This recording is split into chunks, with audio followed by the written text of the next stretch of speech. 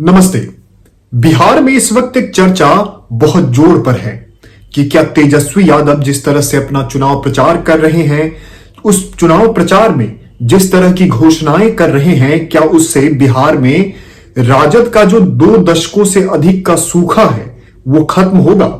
इसी बीच social media पर जो आरजेडी के समर्थक हैं उनके द्वारा एक सी वोटर जो एक सर्वे कंपनी है उसके द्वारा किए गए एक पोल को लगातार फैला रही है, राजद के जो समर्थक है वो फैला रहे हैं। उस पोल के अनुसार तेजस्वी यादव के पक्ष में 41% लोगों ने यह माना है कि तेजस्वी यादव को बिहार का अगला मुख्यमंत्री होना चाहिए। वहीं सबसे चौंकाने वाली बात यह है कि नीतीश कुमार को महज 18% लोगों ने ही यह माना कि वो अगले मुख्यमंत्री हो सकते हैं। नीतीश कुमार के स्वास्थ्य को लेकर बहुत चर्चा है बिहार में। यह भी चर्चा है कि क्या 2025 चुनाव के बाद नीतीश कुमार एज ए मुख्यमंत्री कंटिन्यू करेंगे, क्योंकि खरमास के बाद यानी अप्रैल या मई में नीतीश कुमार के जो बेटे हैं निशांत कुमार वो राजनीति में, सक्रिय राजनीति में प्रवेश कर जाएंगे। इस बीच तेजस्वी यादव को लेकर एक विकल्प के तौर पर बहुत चर्चा हो रही है। इस वीडियो में हम यही बात करेंगे कि आखिर ये इस सर्वे की सच्चाई क्या है, और साथ ही हम ये बात करेंगे कि क्या सच में तेजस्वी यादव सीएम फेस, और 41% बहुत बड़ी संख्या होती है, क्या उतने लोगों के मन में तेजस्वी यादव को एज ए चीफ मिनिस्टर वो देख रहे हैं। इन सब चीजों के लिए बात करेंगे, लेकिन उससे पहले अगर आप ये वीडियो देख रहे हैं तो लाइक कर दीजिएगा, सब्सक्राइब अगर आपने नहीं किया है तो जरूर कीजिएगा, क्योंकि बिहार चुनाव के को लेकर जो भी मुद्दे उठेंगे हम सब पे बात करने वाले हैं। साथ ही अगर आपको यह वीडियो पसंद आए तो और लोगों तक इस वीडियो को पहुंचाइएगा। तो बात शुरू करते हैं सी वोटर के सर्वे से। सी वोटर का जो सर्वे होता है वो हर चुनाव में होता है, वो कई स्तरों पे होता है, यानी कौन सा नेता मुख्यमंत्री के लिए सबसे प्रसिद्ध है, सबसे अधिक लोग उसे पसंद कर रहे हैं अगले मुख्यमंत्री के तौर पे, जातीय समीकरण क्या है और भी कई चीजों को लेकर। तो सी वोटर ने एक सर्वे किया।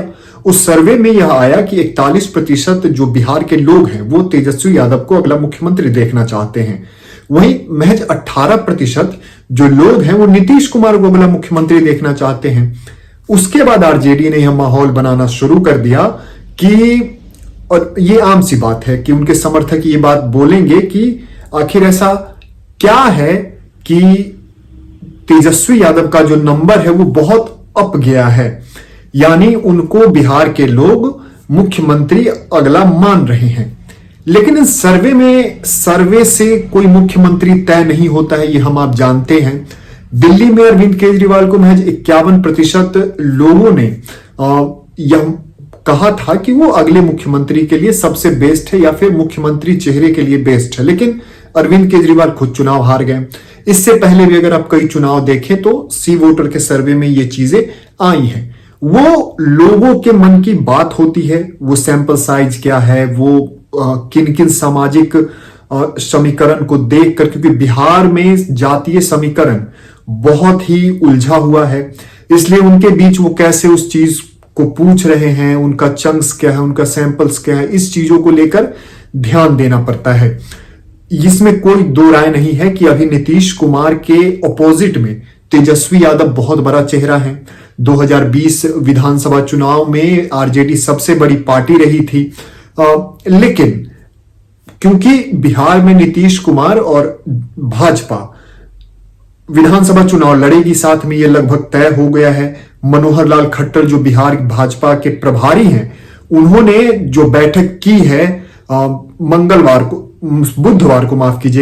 बुधवार को उसमें यह साफ कर दिया है कि जो एनडीए है वो नीतीश कुमार के नेतृत्व में ही विधानसभा चुनाव लड़ेगी और आगे भी उन्हीं के नेतृत्व में सरकार चलाएगी। इसके बाद एक बात स्पष्ट हो गया है कि बिहार में नीतीश कुमार ही अगले सीएम होने जा रहे हैं अगर एनडीए वहां जीतती है। जो जातीय समीकरण है, खासकर अति पिछड़ा वर्ग और महिला, जो नीतीश कुमार के पक्ष में लंबे समय से खड़ा होता आ रहा है, साथ ही इस चुनाव में प्रशांत किशोर भी एक बहुत बड़े फैक्टर के रूप में उभर सकते हैं। प्रशांत किशोर के पक्ष में मुस्लिमों का वोट जा सकता है, क्योंकि जो पिछले कुछ उपचुनाव हुए हैं उसमें प्रशांत किशोर ने अच्छे खासा जो मुस्लिम समाज है और भी अलग अलग समाजों का उन्होंने वोट लिया है, और फायदा कहीं ना कहीं भाजपा को होता दिख रहा है। तो ऐसे में प्रशांत किशोर भी कहीं ना कहीं डेंट पहुंचा सकते हैं। और उससे भी बड़ी चीज कि भले ही तेजस्वी यादव को लोग सीएम फेस पसंद कर रहे हैं, लेकिन एक राजद जो पार्टी है, आरजेडी जो पार्टी है, उस पार्टी के ऊपर ऐसा कलंक लगा हुआ है कि जो महिलाएं हैं या फिर जो युवा हैं या फिर जो पुराने लोग हैं जो लालू के काल को देखे हुए हैं, वो भले ही तेजस्वी भरोसा कर ले, लेकिन जो आरजेडी का कैडर है, जो सर में माथे में मुरेठा बांध के और हुड़दंगई करने के लिए फेमस है, उन लोगों को लेकर, उन लोगों को वापस सत्ता में लाने के लिए, पावर में लाने के लिए बिल्कुल नहीं वोट देगी। ये आप मान के चलिए। तेजस्वी यादव की पॉपुलैरिटी जरूर बढ़ी होगी, लेकिन नीतीश कुमार ने जो काम किया या फिर उन्होंने जो काम नहीं किया, उसके बाद भी नीतीश कुमार का जो चेहरा है वो एक ऐसा चेहरा है कि उनके सत्ता में आने के बाद लोग शाम सूरज ढलने के बाद घर से बाहर निकल पाए।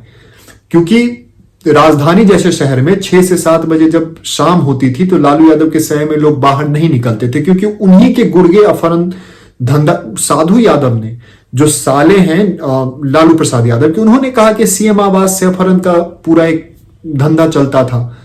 तो मोटा मोटा बात यही है कि सिर्फ तेजस्वी यादव का सीएम फेस के लिए पसंद ये आरजेडी को या फिर जो महागठबंधन है उसको सत्ता में आने के लिए बहुत परफेक्ट नहीं है।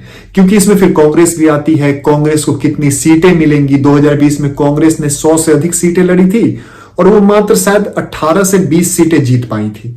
तो और लोकसभा चुनाव हमने देखा है, लोकसभा चुनाव में जमकर संविधान को लेकर एक प्रोपेगेंडा चलाया गया, जिसका फायदा उत्तर प्रदेश में अखिलेश यादव को हुआ, लेकिन बिहार में तेजस्वी यादव को कोई फायदा नहीं हुआ। तो इस चीजों को भी ध्यान में रखना होगा।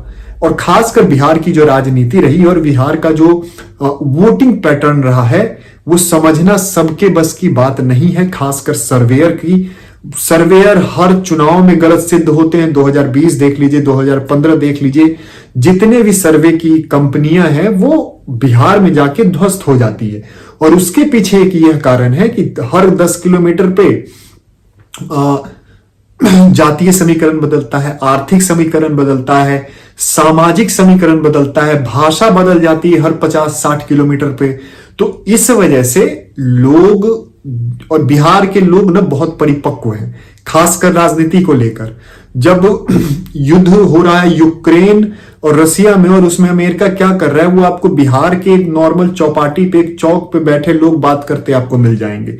जो दिल्ली में या फिर और भी कई शहर हैं, भोपाल है, मध्य प्रदेश, छत्तीसगढ़, इन सब में इतना नहीं है। लेकिन बिहार के वोटर बहुत परिपक्व हैं और इसीलिए बिहार में नीतीश कुमार लगातार आ रहे हैं, जबकि लोग जानते हैं कि वो पलटते हैं, उन्होंने ये काम नहीं किया, ये काम नहीं किया।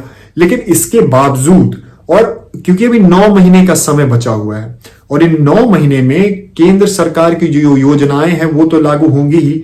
लगातार इस 9 महीने में कई बार प्रधानमंत्री का दौरा है, खुद अमित शाह बूथ स्तर से लेकर ऊपर तक, राज्य प्रदेश इकाई तक का बैठकें लेंगे। उसके बाद मार्च में ही 16 मार्च को शायद आरएसएस के प्रमुख मोहन भागवत बिहार जा रहे हैं। वो अपने जो संघ के कार्यकर्ता हैं उनको संबोधित करेंगे और जो जिस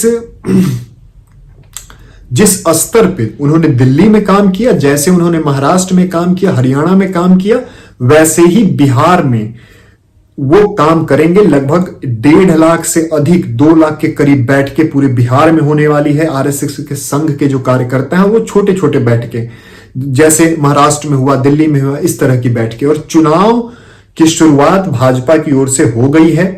बुधवार को मनोहर लाल खट्टर जो प्रभारी हैं बिहार के, उन्होंने बैठकें ली है प्रदेश इकाई की।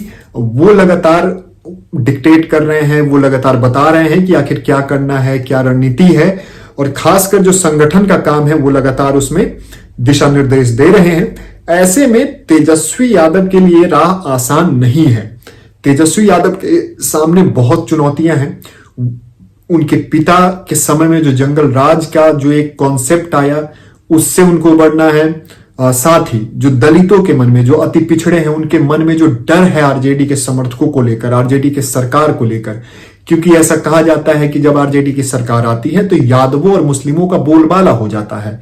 ऐसे में जो अति पिछड़े हैं, दलित हैं, महिलाएं हैं, जो सड़क पे निकलने से डरती थी एक समय में, ऐसा कहा जाता है कि लालू प्रसाद यादव के समय में, तो ऐसे में तेजस्वी यादव पर भरोसा करना किसी भी इन तबकों को लेकर, एक बड़ा तबका है, इनके लिए बहुत मुश्किल है। और लोकसभा चुनाव में कहीं ना कहीं यह साबित हो गया है कि तेजस्वी यादव के चेहरे पर लोग वोट नहीं डालेंगे। इस बात से कोई दो राय नहीं है कि तेजस्वी यादव बिहार में एक बड़े नेता बनकर उभरे हैं। उनके भाषण, उनके रैलियों में जो भाषण हो रहे हैं, उनके बोलने का तरीका, वो लगातार लोगों को यह एहसास दिलाने में लगे हुए हैं कि जो 2000 उनके पिता और माता का जो काल था, उससे यह काल एकदम अलग होगा।